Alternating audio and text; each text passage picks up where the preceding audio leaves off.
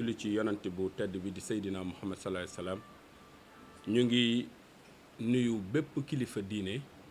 ak kilifa aada ci réew mi di ñaan yàlla sunu boroom mi xam ni dara tëwu ko mu boole nu defal fan wu gudd lool gu ànd ak wér ak xéewal te musal ci lépp lu mën a gàllankoor maa ngi tàmbalee sama kàddu di nuyu maître Abdoulaye Tall di le porte-parole national en fait donc bu parti PASTEF di sama mag di sama wëllëre di sama kilifa ci boor bu mën a doon di nuyu tamit Cheikh Bara Ndiaye di kilifa gu mag ci wàllu politique ak wàllu aada muy sunu wëllëre bu yàgg waaye yàlla dogal muy également sunu soppe ci wàllu yu baree bari maa ngi nuyu tamit waa tundu Taïba Ndiaye bi xam ni ginnaaw dogalub yàlla parti bi xam ni moom la ñu taxawal di la rencontre des patriotes du Sénégal bu tollee fii tey seenu jàpp moo ko sabab ana lan moo waral rencontre bii tey ndax olof yi kat nee nañ la taxa yomba ko meññi paaka yett ko kenn umpalewul ci réewum Sénégal que ni 1960 ba fii ñu toll nii réew mi daanaka dañ koo jagleloon maanaam waa bitim réew sunu koom-koom ak sunu man-man yépp daanaka tubaab yi ñoo ko moomoon teg ci loxo ba jural maanaam situation bu doy waar ci réewum Sénégal ba loolu amee gis ngeen bu baax ñi xam ni ñooy moom la ñuy wooyee le parti PASTEF les patriotes ñu porter combat bu ni mel askanu Sénégal yépp ànd ko ak ñoom ba tey yàlla dogal ñu jiitee réew mi xam ne moom lañu tuddee Sénégal ana lan moo sabab Sénégal yi ànd ak ñoom mooy noot gi xam ni bitim réew doon ko nootoon maanaam ndóol bi xam ni maanaam yaatu woon na lool ci réew mi te dara sabab ko woon lu dul maanaam ñàkk am ay kilifa yoo xam ne nii askan wi maanaam jaral na leen loolu nag moo jur tey seen toogaay ci moom boppu réewum Sénégal ñun waa rencontre des patriotes du Sénégal naka jekk suñu yéene mooy naka lañ mën a def ba jubbanti réew mii xam ni mooy Sénégal ñu gis ni PASTEF les patriotes maanaam ci wàllu gis-gis boobu daanaka ñoonu ko ëppale fuuf te it njiit yi xam ni ñoo ŋànk réew mi tey maanaam ku leen natt ci jikko nattu leen ci bëgg sa réew maanaam gisuma ci réewum Sénégal ku leen ci raw ba tax na ñun ginnaaw bi ñu waxtaanee ak kii di le premier ministre Ousmane Sonko waxtaan ak le bureau politique national bu rencontre des patriotes du Sénégal waaye waxtaan également ak base bi xam ni moo constitué maanaam suñu formation politique ci lañ jël une décision pour accompagner maanaam dugal sunu parti ci biir PASTEF moo tax tey dañu bëgg nit ñëpp xam ko Sénégal ba mu daj que ni la rencontre des patriotes du Sénégal maanaam jël na léppam jébbal ko maanaam waa PASTEF bis mi ki tey sunu parti sey na ci maanaam PASTEF les patriotes li ko sabab nag wax naa ko sànq nee naa nekk jekk ñun suñu yéene mooy jubbanti réew waaye man tey jii fii may wax ak yéen ak ñi ma àndal maanaam parti bii gëm nañ ni ñi ngànk réew mi ñoom lañ gën a wóolu que ñun suñu jëmm ci réew mi ndax li ko sabab mooy boo leen nattee ci xam-xam fees nañ ko dell nga natt leen ci bëgg sa réew fees nañ ko dell te it ku xool ni ñuy doxalee bi nu ngànkee réew mi ba fii ñu toll nii maam sa xel dina dal ci wàllu wu ni mel loolu nag ana lan la mën a sabab ci maanaam réew mi mooy fii ñu toll nii man dama gis ni maam nekkuñu ci maanaam enjeu pour di opposer wu bu ñu xamee dëgg-dëgg réew mi fi mu toll nii li mu laaj mooy Sénégalais yépp àndandoo bokk ndey bokk baay accompagner ñi xam ni ñoo nekk ci nguur gi tey di kii di son excellence Bassirou Diomaye Diakhar Faye ak son premier ministre le président Ousmane Sonko ngir ñu mën a jubbanti réew mi xam ni moom lañ toll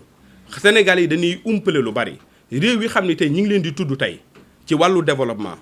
li ko sabab mooy ci benn tournant seen doom yëpp dañu jaxasoo àndandoo bokk ndey bokk baay maam jubbanti seenum réew ba tey ji ñu leen di tudd ci àdduna bi yëpp. loolu nag Sénégal foofu la tollu tey ni Japon Chine États-Unis Europe ñi nu takkoo ba toll fi nu toll tey la ko waraloon mooy seeni doom démb danoo gis ni li ëpp solo du beru waaye booloo ngir mën a joyanti seenum réew loolu moo tax ñu agsi tey ñoom fi nu toll. loolu nag ñun waa Sénégal loolu jommunu moo tax man je lance un appel solennel à tous les Sénégalais de tous bords ñu xool naka leen mën a jëlee maam seen formation politique yooyu ñu ñëw dooleel si maam Pastef ñu àndandoo joyanti sunum réew. loolu sax j'invite le président de la République mu jël en fait une loi réformer la loi sur les partis politiques parce que jaaduwul ci am réew mu mel ni Sénégal boo tuddee ñun la am na fi plus de 300 partis politiques yoo xam boo leen xaymaa dëgg-dëgg sàmmuntewun ak yoon te it boo leen xoolee ku ci am benn siège daanaka jafe na kenn rek ngay dégg muy wax ca parti ba waaye boo demee amul bureau politique national amul base amul siège amul dara. loolu nag war nañoo yóbbu parce que enjeu réew mi moo toll foofu il faudrait nécessairement la loi ñu appliquer dans toute sa rigueur mooy la loi sur les partis politiques. J'invite le président de la et le premier ministre ñu xool naka lañ ko mën a joyantee ba réew mi dem ci li ñuy wax ay pôle idéologique waaye bañ a dem ci maanaam téeméeri parti wala junni parti ci réew moo xam ne nii la war ci jamono ji mooy ñu boole suñu doole ngir joyanti ko. lii daal moo sabab maanaam woote bi xam ni moom la ñu woote. kon ñu ngi sàkku ci képp koo xam ne nii yaa ngi doon safoo wala nga bokk ci parti bi ñuy wax la rencontre des patriotes du Sénégal bis mi ki tey nanu dem jënd carte maanaam Pastef ñu dugg ci seen biir dooleel leen joyanti réewum Sénégal. loolu nag incha allah fan yii di ñëw den ci gën a xam dara ndax ñu ngi jëm ci ay élections législatives ñuy wax ni képp koo xam bokk nga ci parti bii xam ni mooy la rencontre des patriotes du Sénégal na nga maanaam takku ba dëgër fu waa Pastef nekk na nga dugg ci seen biir dooleel leen ànd ak ñoom campagne législative ba mu jeex te buñ ca jógee ñu ànd ak ñoom ba joyanti réew mi ci ni ñu ko bëggee incha allah ak projet bi xam ni mooy Sénégal vision 2050. En prenant la parole, je tiens à saluer et à remercier chaleureusement en votre nom à tous nos frères d'armes de la grande famille patriotique qui sont en ce jour à nos côtés. Il s'agit des représentants du parti PASTEF, les Patriotes, notamment en fait son porte-parole national, Maître Abdoulaye Tall, ici présent. Il en est ainsi donc de Cheikh Bara Ndiaye, membre de la coalition Diomaye Président, avec lesquels nous partageons les mêmes idéaux de Dioub, Djoubal, Djoubanti dans un dessein d'un Sénégal souverain, juste et prospère. Nous tenons aussi d'une manière toute particulière à nous réjouir de la présence parmi nous de nos frères et sœurs en fait de partis, notamment en fait donc les militants de la rencontre des patriotes du Sénégal, particulièrement la commune de Taïba Ndiaye, qui ont aidé le mouvement à grandir et à se fortifier. Permettez-moi enfin de saluer spécialement et chaleureusement les Sénégalais d'ici et de la diaspora, auxquels nous lie une histoire et un destin commun à tous égards. Depuis l'annonce de cette déclaration politique, de toutes parts dans le pays et de tous les secteurs de la société, j'ai entendu, ressenti, perçu une très forte attente accompagnée parfois, m'a-t-on dit, de perplexité, mais le plus souvent, et c'est cela en fait qui m'importe d'espoir. Espoir de voir notre mouvement prendre un nouveau cap. Espoir de voir notre formation politique proposer une perspective plus rassurante. C'est là la preuve, chers frères et sœurs, s'il en était besoin, qu'en tant que mouvement politique, la rencontre des patriotes du Sénégal a une responsabilité majeure vis-à-vis du pays tout entier et de son avenir. C'est pourquoi, sur invite de notre ami et frère, le Premier ministre, le président Ousmane Sonko, en fait, et après concertation de la base, la rencontre des patriotes du Sénégal a décidé à se fondre dans effectivement le parti PASTEF, les Patriotes, en fait, sans condition et sans réserve pour faire avancer ensemble le Sénégal. Il s'agira donc de poursuivre notre action politique au sein donc de cette formation politique appelée PASTEF, les Patriotes. Oui, Oui, on ne l'aura jamais assez répété, le nouveau contexte que nous-mêmes avons largement contribué à installer dans ce pays impose plus que jamais aux différents partis et mouvements politiques l'impérieuse nécessité de nous regrouper idéologiquement aux fins de faire disparaître l'incalculable effectivement nombre de partis politiques au Sénégal. C'est pourquoi d'ailleurs nous lançons un appel solennel à son Excellence, Monsieur le Président Bassirou Diomaye Diakhar Faye et son premier effectivement donc ministre à prendre une loi aux fins effectivement de modifier considérablement la loi sur les partis politiques.